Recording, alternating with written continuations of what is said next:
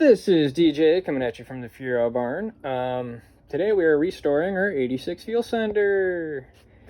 Long story short is every replacement is for the later tank. So if you bought one from the Fiero store at Rodney, you're going to realize that this guy's too long to fit in the earlier tank and you're going to have to do some modifications. Can you do modifications? Yes, you can.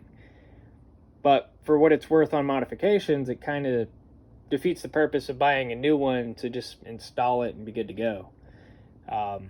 We did make that work on a friend's Fiero, and she's happy. Her fuel gauge works, but now that I know that, and I got like freaking 6 of these in my stash, I'm like, hey, let me see if I can start repairing these things, because let's be honest, we have a majority of 86 Fieros than we do any other year, and especially me. We have 12 Fieros total, so that should tell you a lot, that half of our fleet is 86. But 84 through 86 share the same, almost the same, I guess you could say. And the tank seams at the center. So I'm going to go through and I'm going to start repairing my stash and see what I can find and make it work. So I found this guy. He's a 0 to 90 ohm fuel sender. It's aftermarket. It was like 30 bucks on Summit Racing. And so I just bought him just to rob the module, because honestly 30 bucks for a module is not a bad deal. To wire him in was pretty simple. I just ran the ground from the meter dude into the bracket and onto the factory ground harness, and then the actual fuel sender part that goes to the gauge, the yellow wire, is now going to the pink wire at the fuel sender. And if we turn this on, you'll notice that we're around 3 ohms empty, and if I go all the way up, we're at almost 90 ohms full.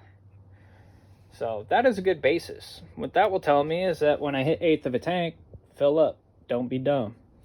Usually in a Fiero, when I hit quarter, I always fill up, because yeah, I've had it happen where either the gauge didn't work or the it's just not 100% accurate.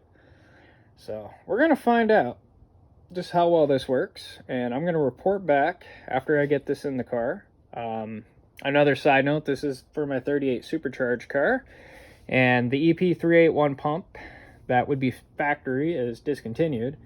We are going to run a Cyclone fuel pump, and we're going to see if the Cyclone fuel pump's pressures can advocate for the supercharged engine versus the turbocharged one that it would come with. So yeah, I got some work ahead of me. I'm hoping that this works out really good, because this right here will be our the way that I go to fix my senders, and probably what I'm going to buy in order to restore these.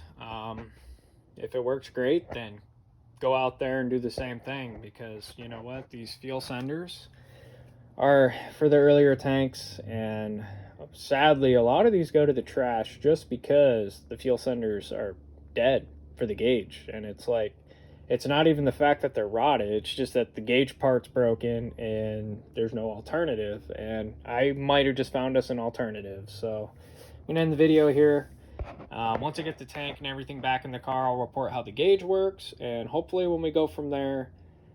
So stay tuned on this. There's going to be a part 2, and I'm hoping for the best, and I'll let you guys know how it all works out.